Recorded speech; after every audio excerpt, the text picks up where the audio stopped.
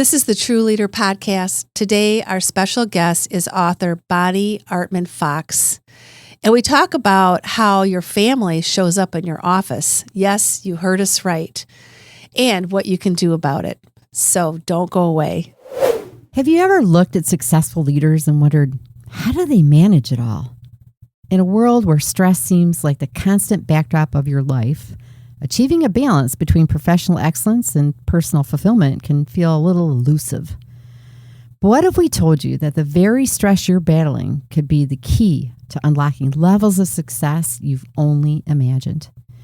We're inviting you to our free webinar, From Stress to Success, the formula for leaders to excel professionally and personally. This isn't just another webinar filled with generic advice. We're diving into the secret formula that top leaders use to not only manage stress, but to harness it as a catalyst for professional growth, resilience, and personal satisfaction.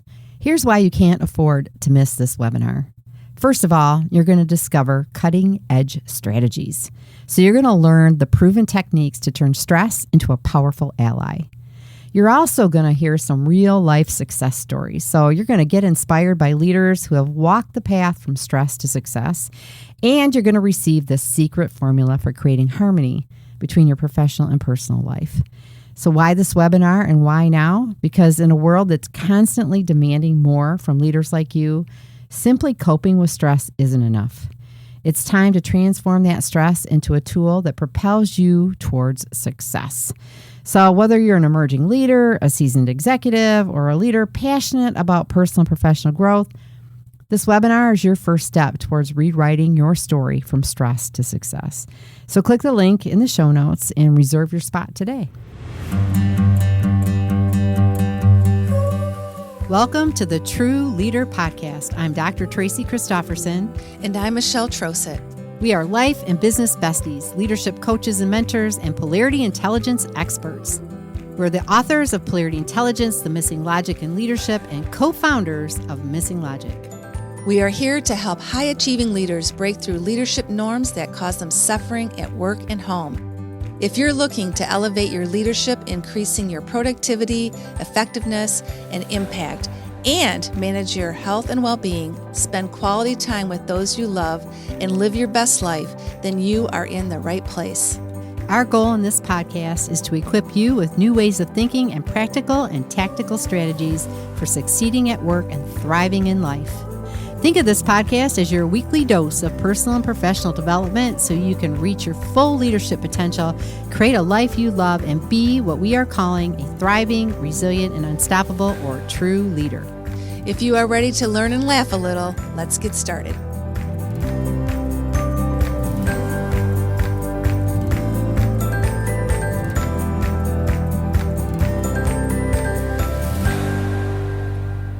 Welcome to the True Leader Podcast. These are your co-hosts, Tracy and Michelle. Happy to be here. Back at you from the studio. That's right. Having a good time, enjoying our conversations with incredible leaders and just soaking it all in. Yeah, and we're here to share. Share? Why would we share? That's why we do a podcast. Isn't that why we do a podcast? Oh, yeah, I guess so. Yeah. To share what we're doing in the world, what other leaders are doing in the world, definitely. And to help everyone be true leaders. There we go. That's it. Done. Sorry. See you later. Yeah, we had a really great conversation today and interview with Bonnie Artman Fox. Yes. Wonderful lady, incredible person. It just really enlightening. Like, she's got some really good stuff going on, and I'm excited to have our listeners hear from her. Yeah, I am too. And it's kind of things that you know, but it's really always so, I think, exciting to listen to someone that has really taken what she's learned and has kind of made it her mission and her passion and bringing that message to others. And it's really a lot about doing your own internal work. Yeah, well, and I think if you've been on that journey, then you're familiar with some of the things. But if you haven't really been, then this may be brand new for you. That's a great point. I think we make assumptions, Michelle. We've been on our personal journey a long time. I think you're right. We've been doing some deep diving for quite a while. But not everybody's done that. So, hey, and it never hurts to hear it again because you're always in a different place, right? Yeah, You're always, like even today, right? Just thinking about some of the things that she brought, I was thinking, I guess I haven't really reflected on some of these things in quite a while. It'd be good to do some thinking about this, or maybe what do I do? What do I need to do more of, or what else do I need to be thinking about? Yeah, and I'm sure Travis, our producer, was probably going, "Yeah, I got a few things I could think about when it comes to family influence on me." It did cross my mind. Yeah. So obviously, a big part of our conversation had to do with what we learned from our family and how it shows up in the workplace. And let me tell you about our guests, and we think you're really going to enjoy this interview. It is workplace conflict expert and accredited boss whisperer. I love that, a boss whisperer. Bonnie Artman Fox, and she takes messy team conflict and brings teams together so they're more effective and productive. Drawing on decades of experience as a psychiatric nurse and licensed family therapist, Bonnie brings a unique perspective to equipping executive leaders with emotional intelligence skills. Her leadership turnaround coaching program has an 82% success rate in guiding leaders to replace abrasive behavior with tact, empathy, and consideration of others. She's the author of the best-selling book, How Did My Family Get in My Office?, which we talk about on this episode. Bonnie is thrilled to be a consultant with the Healthy Workforce Institute, contributing to the company's mission to eradicate bullying and incivility in healthcare. So without further ado, here's our interview with Bonnie. Welcome, Bonnie, to the True Leader Podcast. Tracy and I are so excited to have you on our show and host this conversation today. Thank you. I'm excited to be here too. Thank you for the invitation. Oh, you're so welcome. We're looking forward to it. We are. Oh, our listeners don't know what's in store for them today. Well, Bonnie, learning your story, we think you have the most unique career path. And before we talk about the amazing work you do in the world, why don't you tell our listeners just a little bit about your journey? Well, thank you. I started out as a nurse, and I really don't know how I made it through nursing school. I have a rather weak stomach. But I started out on oncology, and I always found myself sitting at the bedside, talking with patients about how they were doing. And that realization led to then getting my master's in psychiatric nursing. I then found myself in the addictions field and had a mentor at the time that encouraged me to become a licensed marriage and family therapist for the reason of when the family is involved, especially regarding addiction, that the individual gets better quicker and the whole system gets better. So then I did go on to become a licensed marriage and family therapist. I had my own practice for several years. And I found that I was seeing a lot of people in my office dealing with dysfunctional workplaces and with anxiety, sleepless nights. So that then led to the work that I'm doing today of working with leaders who tend to be abrasive and helping them to develop interpersonal skills. And so I have a coaching and consulting practice today. So that's the short version of how I got to where I'm at now. Yeah, what a path. It is. I like how just one thing led to the next, and yeah, it took you full circle. And now here you are. Wow. Yes. With us. Yes. Yay. Yeah, well, yeah, I love that too, right? Like, I just think what I heard in your story is just paying attention to what was speaking to you, right? Yes. As an individual, and really kind of finding that natural calling within you, right? And and it's not always what we think it's going to be. That's for sure. So good for you. Good for you. Wow, and we love what you're doing right now.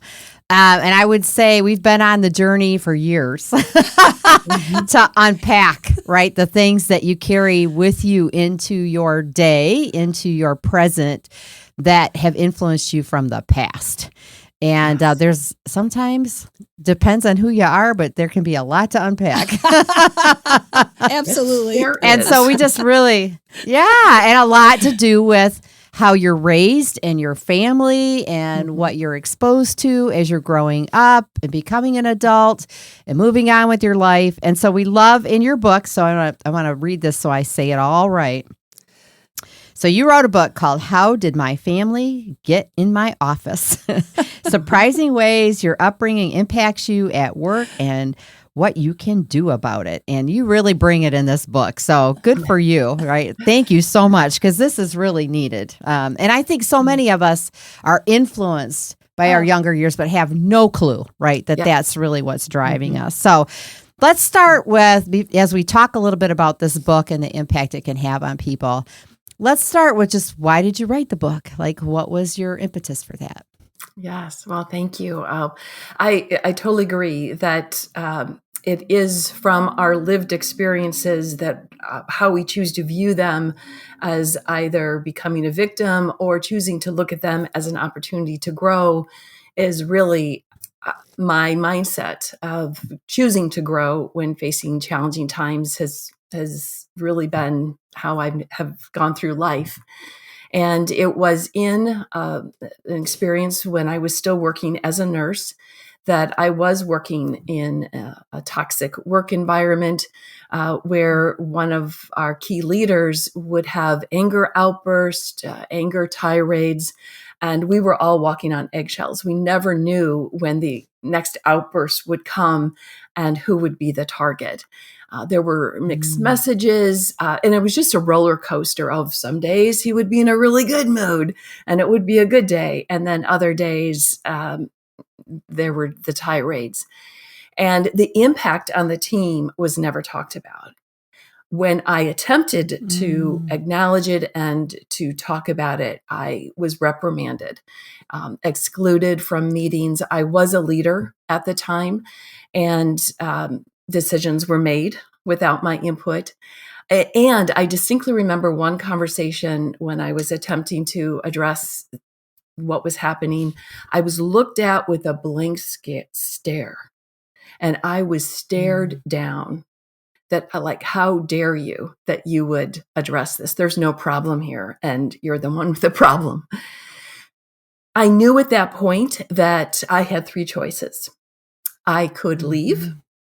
I also knew that I would take me with me wherever I went. Second option, I could stay and just endure this because I really did love the work. Or I could stay and grow. And the third option is what I chose. And that's when I got a mentor myself. Actually, coaching wasn't a thing back then. This is way back in the 90s. And I did the next logical thing for me is I went to therapy. And I told the therapist why I was there. And she asked me then about how conflict was handled in my upbringing. And initially I thought, and I'm thinking to myself, what does that have to do with it? I'm here for this work situation. This is not about me. Right. And she said, well, how did people handle upsetness? What did people do? And I said, well, we had family meals together. We had extended family gatherings. And we even went to Disney World. That's great. But what did people do when they were upset with each other? And then it hit me. There was silence. We didn't talk about upsetness. We didn't acknowledge tension or work through conflict. And then she said words that were transformative in my life. She said, sounds like your family's in your office.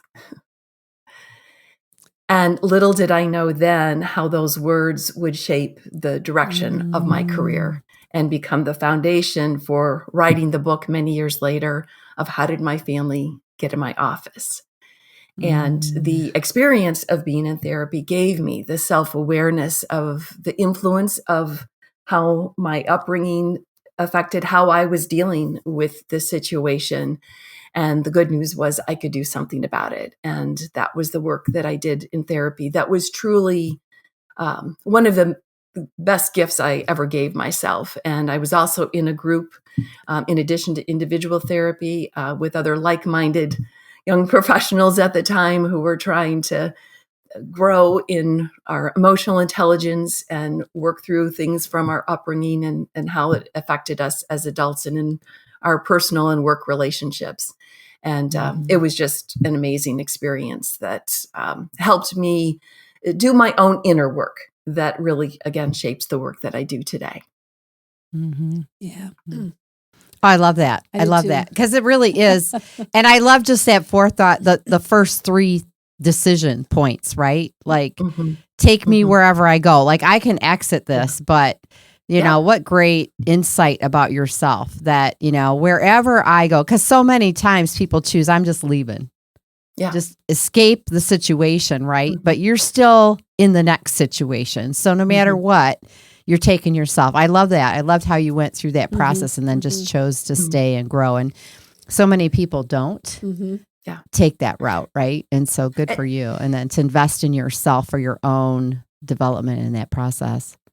Thank you. And I do want to acknowledge that that's a decision everybody has to make for themselves. Right. Depending on the circumstances. And, you know, some work situations are abusive and it is better to leave. I just always add the caveat that we look at the part we played in that. How was this an opportunity for us to grow and learn so that we don't repeat our part in future work situations? Yeah, it's so powerful. Always, what can I learn from this? And sometimes you need that outside person or resource to help you look inside. It doesn't come naturally, and it's so helpful. Yeah. Well, I think just asking yourself the questions, the power of our lives, right? The power of the questions we ask ourselves. So I think it's just really, you know, that quality question asking. Can you just say a little bit about how you laid the book out, like, you know, how it's organized for people? Because I thought that was really great too. I loved how you did that. So maybe just say a little bit about how you've kind of organized the book and how you're bringing the message. Oh, thank you. And I will definitely tell my editor that because I want to give him credit. He's the one who suggested the layout. I knew that I wanted to tell the stories of real life leaders of how conflict was handled in their upbringing and how it impacted them as a leader and how they handled conflict. And so the first part of every chapter is the leader's story in their words. And then they provide their own productive conflict management strategies that they found meaningful and helpful to transform their conflict style for the better as they gain self-awareness. And then I brought in a section in each chapter called the family factor. And that's the connection that I make between how conflict was handled in their upbringing and how they were handling conflict today. And it's my premise that we all have a family factor of that connection and gaining that self-awareness and then transforming those conflict patterns, those go-to reactions for the better through emotional intelligence was the second section, or really the fourth section of each chapter about gaining emotional intelligence skills. So it's very, it's relating stories and practical strategies to change the pattern for really not only ourselves, but also how we work with teams and in order to be a more effective, self-aware leader. And it starts with doing our own inner work. Yeah, that's always where it starts. Yeah. Seems like anyway, can't right? Run from it. Can't run from it. Yeah, you can't run from it. It's where all the work happens, really, right? So tell us a little bit about the family factor then. So clue people in on what is this family factor? Yes. And I first want to start out by saying that as we look back at our family upbringing, it is not to blame, shame, or finger point or throw anyone under the bus of those who raised us, our parents, or whoever it was who was our primary caregiver. I truly believe that our parents, whoever raised us, did the best they could with what they knew at the time. I certainly know that about my own family. At the same time, we also have imprints about what was modeled to us of how upsetness and conflict and differences were dealt with or not dealt with. And from a brain science perspective, those experiences that occurred during our upbringing leave an imprint on our neural pathways that as adults, we lean back on during conflict. And it's all unconscious, but those neural pathways relate to our fight, flight, or freeze response. And that when things get tense, we learn at an early age, as early as 6 and 7 years old, of how we're going to respond when things get tense. And that's what is ingrained in us. And that's what I call the family factor of those imprints. And it's through the self-awareness that we gain through doing our inner work, and whether that's through coaching or therapy, working with a mentor, that we make those connections of how conflict was handled in our upbringing, how we learned to respond, and how that shows up in our work relationships today. So some examples. I'll be honest, I'll be forthright and share, my go-to conflict style is to be the fixer. That when things would get tense in my family or when there was silence, I would try to smooth things over and create harmony in order to bring our family together and to have people talk. Other people, their go-to conflict style and family factor can be related to when there's tension, they crack a joke. They bring levity to a situation in order to ease the tension. Another may be taking charge, especially as an older child that tends to take over and make sure things get done when things get chaotic.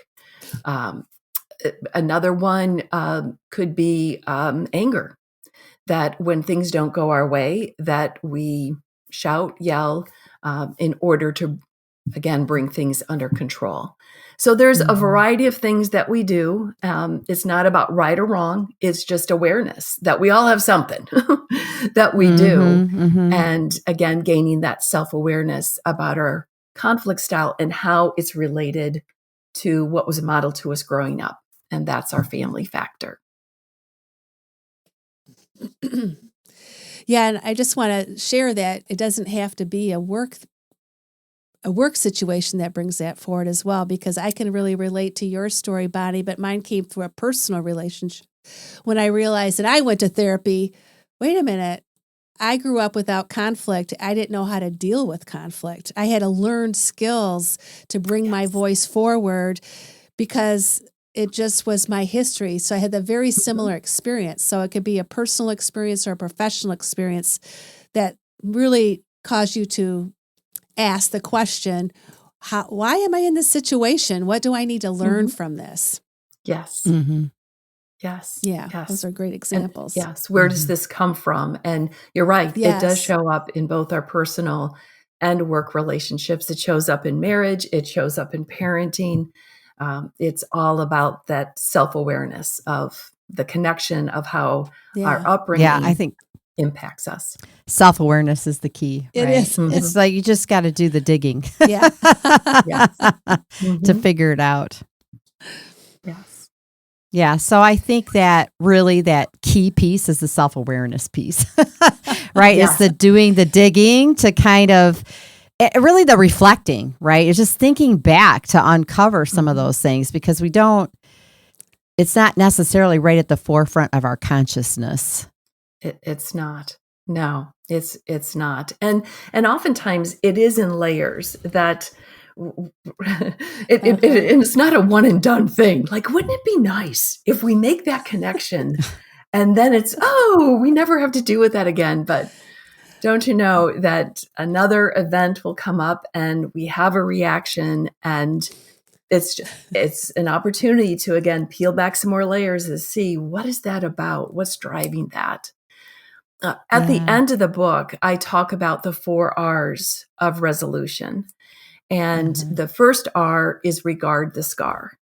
And that's where we acknowledge the emotional impact of events from our upbringing and what may be driving some of our reactive tendencies, whether it's with conflict or how we communicate, avoidance, control, people pleasing, whatever it is, and recognizing and giving ourselves grace that that's what we did to stay safe. That's how we coped, and at the same time giving ourselves compassion of developing calming techniques and mindfulness skills in order to regard those scars. Then the second R is reframe to stop blame. And that's where we take control of our thinking.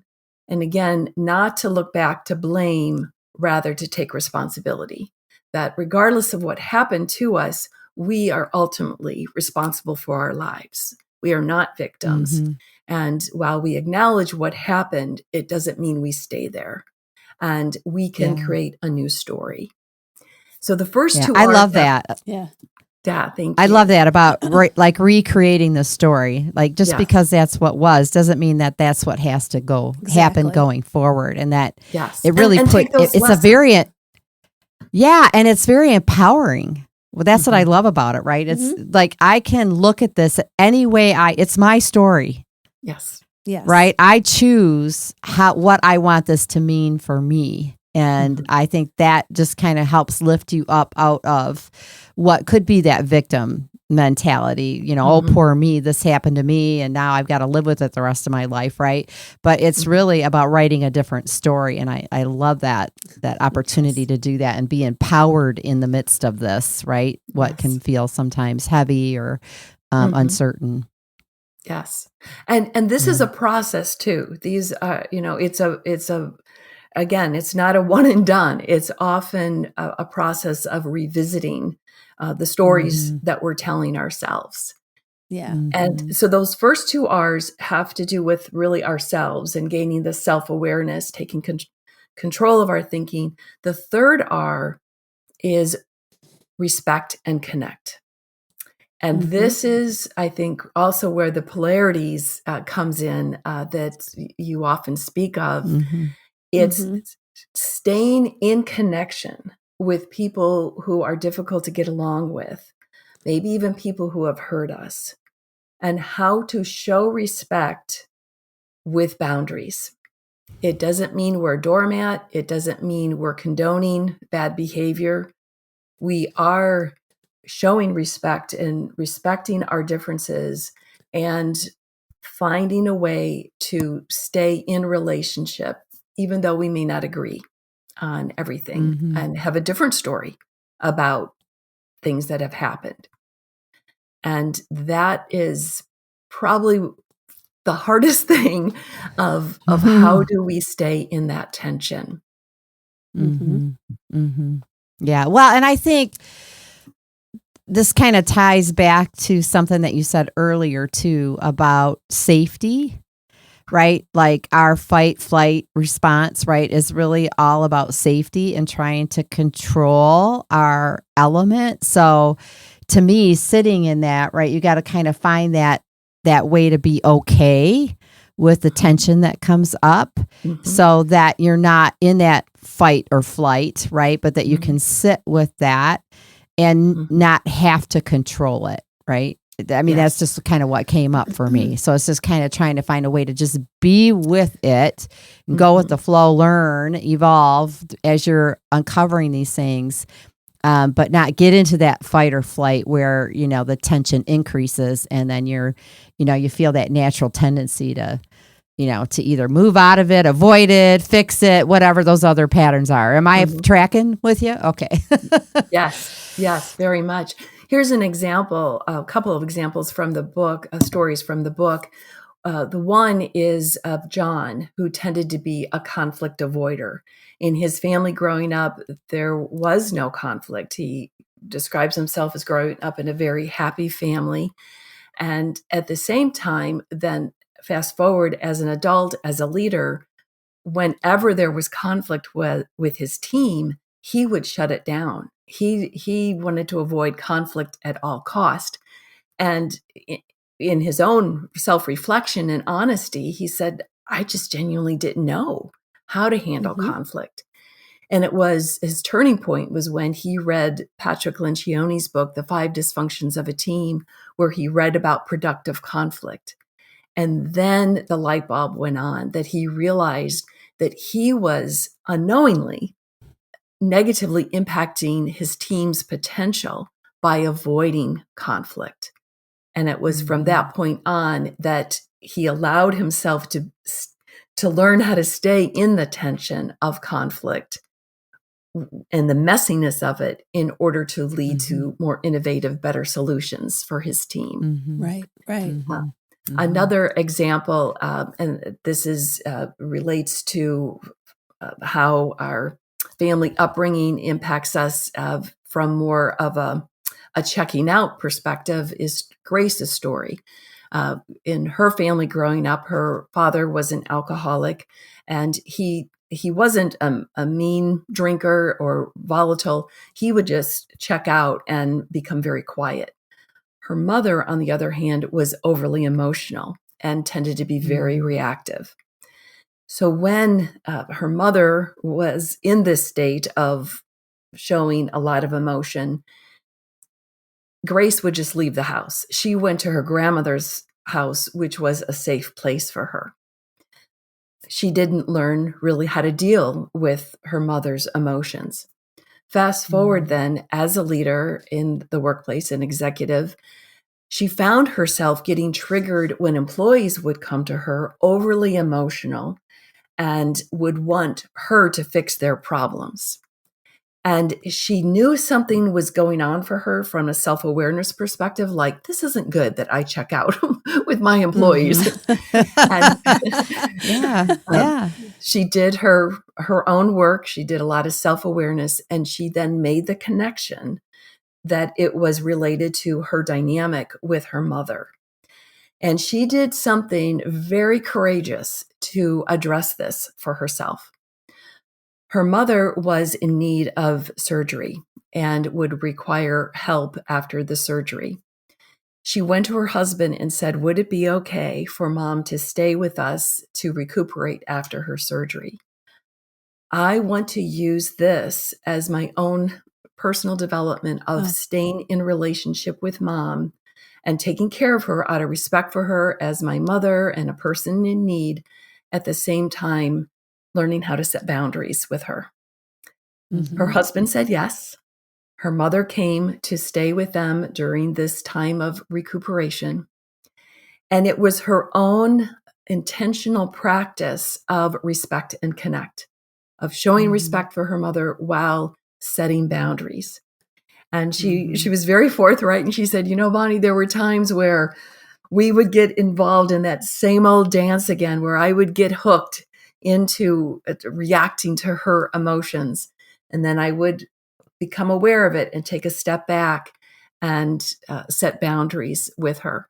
And it transformed the relationship that she had with her mom, and also transformed the relationship she had with her employees, so that when they would come to her overly emotional, she learned to stay in that tension instead of check out.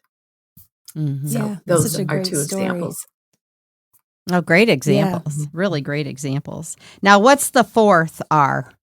Because we went through the first three, right? Yes. So there's regard the scar, reframe to stop blame, respect and connect. And the fourth R is resolve to evolve. And this is where we're always growing, we're always learning and evolving. And we can choose to be the author of our success, no matter what comes our way.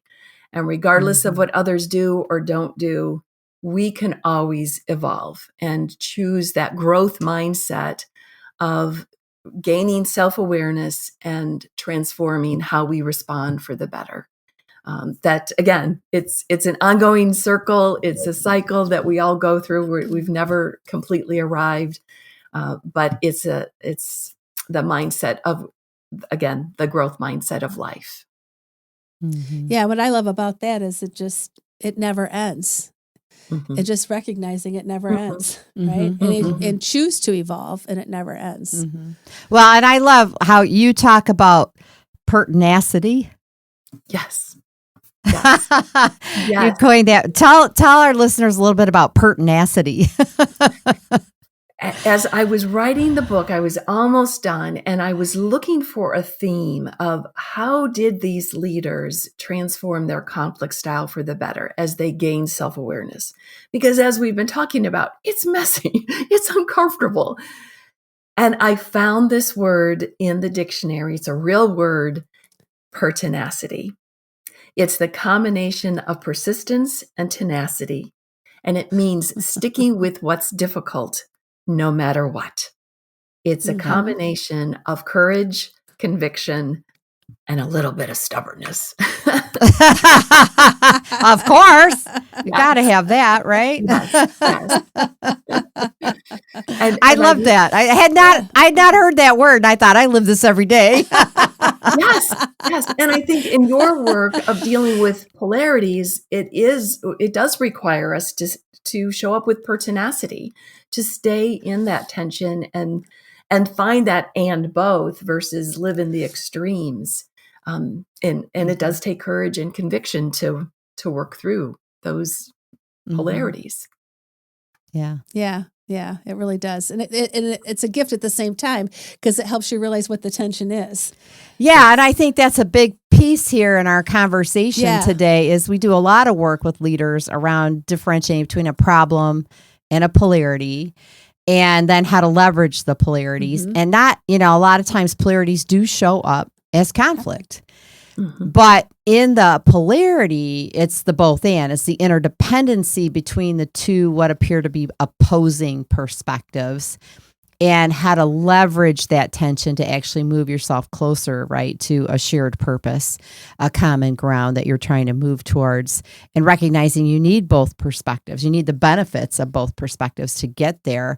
And sometimes there's conflict that just is not interdependent, and it is just two opposing perspectives, right, without an interdependent relationship. So it really kind of is, you have to be able to differentiate when there is opposing perspectives that are interdependent and when they're not, right? Because then you're going to move into that a little bit differently. And, one of the things that comes up, and I think, with different leaders too, is just the whole, again, depending on how you were raised, if you're risk averse, right, you're going to be a diplomatic person. But if you have lived in that kind of conflict and you're a more aggressive player in it, you may be more candid. And so, what have you noticed about that kind of polarity in, how that shows up with the different, family factors? Yes, very much. I especially find it in the work that I do with abrasive leaders who tend to be very high-performing leaders, very good at what they do, often are high revenue generators for the organization or have expert knowledge in the industry of the organization. And yet how they interact with others and treat others is condescending, off-putting, micromanagers, overreactive, over-controlling, and they tend to be on that extreme. And what I have found is they are driven by the fight mode of the fight, flight, or freeze response when they perceive a threat. And oftentimes it does go back to their upbringing, that that's what was modeled to them. There was an overly aggressive, maybe even abusive parent, or as a young person, a coach or a teacher in their life that influenced them. That, again, when things got tense, they learned how to protect themselves by overreacting with this defensive control, anger. And through coaching, what is very possible is through self-awareness, of gaining awareness of how, when they perceive a threat, that they go to this extreme, and recognizing the scars that they are leaving on others as a result of their behavior. So sometimes it's not just regarding our own scars from events from our upbringing. As a leader, it's also coming to terms with, oftentimes unknowingly, scars we leave on others because of how we treat them. And it is through coaching, it is through that gaining that self-awareness of the impact of their words and actions on others, that change is possible. And the leaders then can develop insight of tempering down those overly aggressive, controlling, angry outbursts with emotional intelligence, with empathy, with awareness, and being able to communicate with tact and consideration of others. Yeah. Well, one thing that's coming to me, Bonnie and Tracy, is, we work exclusively with leaders, and we help them to understand how to dynamically balance the personal polarities in their lives as well as in their organizations. And this candor diplomacy has surfaced over the last, when you think about it, 4 years, as one that really interests a lot of people. Like, I want to learn more about that. They want to really map this one out. And I'm sitting here thinking, it's probably related to the strong connection to their family factors, whether they know it or not. Like, there is when it comes to candor and diplomacy, that seems to be a key one of what shows up for you from what you learned growing up, of how to balance that. So it just really hit me right now. Well, and I think what it reminds me of what you were saying too, Bonnie, is about going to the extremes, right? So I think people that have the question around this are living on one extreme or the other. Yeah. They're either way diplomatic, right, and struggle with navigating because they're on that extreme of diplomacy, or they're living in the extreme of the other, right, the candor and the abrasive behaviors, right, and trying to find that that place, that way to come closer to the middle, right, to leverage this and to have both. And Michelle and I have dealt with this because we both tend to be more diplomatic, right? Which is probably comes from our upbringings as well, right? And so we have really tried to be more candid, like to express and emphasize that side of the polarity a little bit more, because we can overemphasize diplomacy and end up, there's a downside to that too, just like there's a downside to the candor and the abrasiveness. There's a downside to the diplomatic side of things too. So you really have to understand the relationship you're in, and then what is your preference, what we would call a preference pole. Where do you prefer to stand? And then why is that your preference, which gets, I think, to the family factor and to uncovering why is this my preference? Why do I tend to hang over here? And we've worked with groups of leaders who all say they prefer candor, but they're all diplomatic. Right. So they are in the downside of diplomacy, even though they would prefer people to be candid with them. They all hang out in the diplomacy side. So it's really kind of unpacking that and how they came to be that way, which I think is what this is very helpful for. Very helpful. Another story from the book that I think relates to what you're saying is Maria, that she grew up, her father was an alcoholic and her mother had significant mental illness. And she then, at a very early age, developed the tendency to be the fixer, to it literally, in order for things to get done, she had to do them. And she became an overfunctioner. Fast forward then, as an adult, she's an executive leader in I'm blanking on the word, domestic violence agency. And her family's in her office. And she's finding herself in the same role as she was in her family, being an overfunctioner, caring for others to the degree that it was beginning to cause her to be edgy, irritable, and short-tempered with her own family. And finally, one day, her husband said to her, "Why are you always yelling at us? Why are you so angry?" And then it hit her that she had been over-functioning, doing all these things for other people, and she was resentful. She was tired. And so she had gone to this extreme of diplomacy, and through that awareness gained a more balanced approach to, and again, boundaries in her leadership style. And she found the need to then learn to allow people to do things for themselves that they're capable of doing, and how she had been crippling them when she did things for others that they're capable of doing. And it was a big awareness for her that really became a turning point in her leadership effectiveness. Mm-hmm. Mm-hmm. Yeah. Wow. Love that. Well, and I just think, right now there is still, you were experiencing this and it kind of drove your journey, but there's a lot about toxic bosses. There's a lot about toxic environments right now. So, learning the difference between a problem and a polarity and what kind of tension are you sitting in, and learning how to be candid and diplomatic and do this work for yourself of, what does conflict mean to me and how do I show up in it and where is that coming from? It's just really, really important work right now for everybody, leaders and those that aren't in leadership roles, to really understand. And it's so easy to go to the blaming of the organization, to blame the boss, blame the situation, right? Put it outside of us, which is what I love about this, is to know, let's bring it in.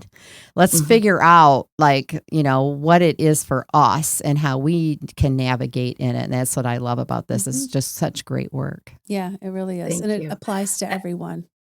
I also want to share that as a consultant with the Healthy Workforce Institute, that we also take this into the workplace from a culture perspective of replacing and eradicating bullying and incivility with kindness. And it does start with the leader to develop their own self-awareness, their interpersonal skills that sets the tone for the entire culture. And to have those clear, direct, honest conversations about what is acceptable behavior, of how we treat one another. Renee Thompson, who is the founder of the Healthy Workforce Institute, her saying is that how we treat each other is just as important as the care that we give.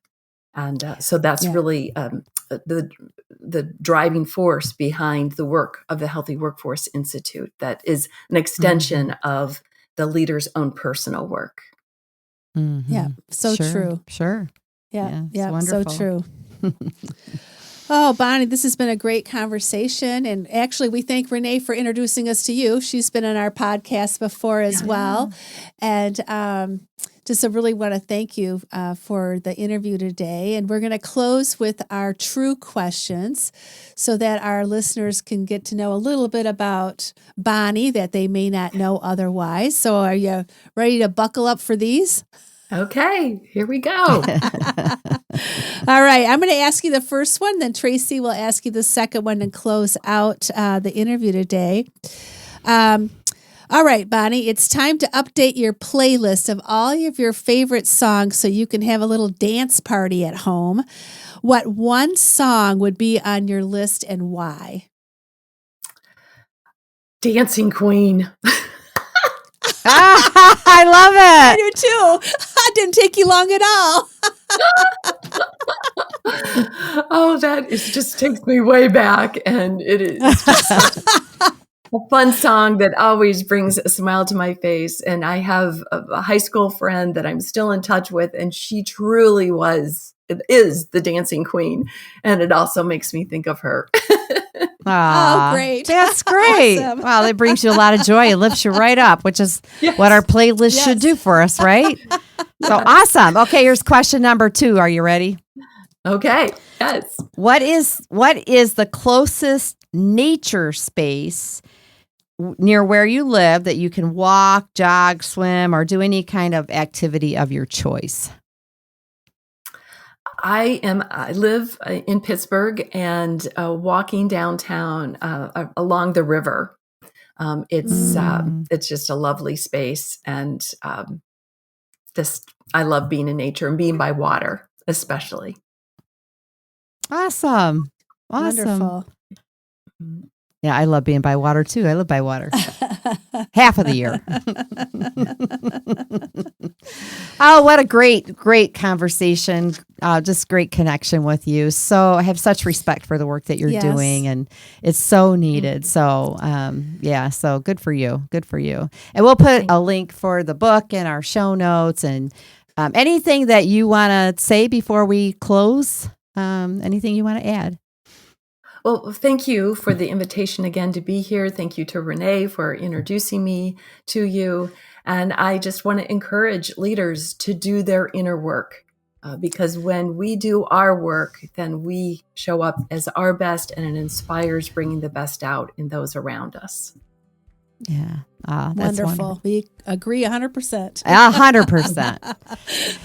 Oh, so thank you. And thank you, listeners, for being here for another episode of the True Leader Podcast. We so appreciate you and you're tuning into us on an ongoing basis. Make sure you subscribe your favorite podcast platform so that you don't miss any episodes. And if you found this episode informative or helpful, share it with others, right? It helps everybody when we share these episodes, and there was such great wealth of information in this one.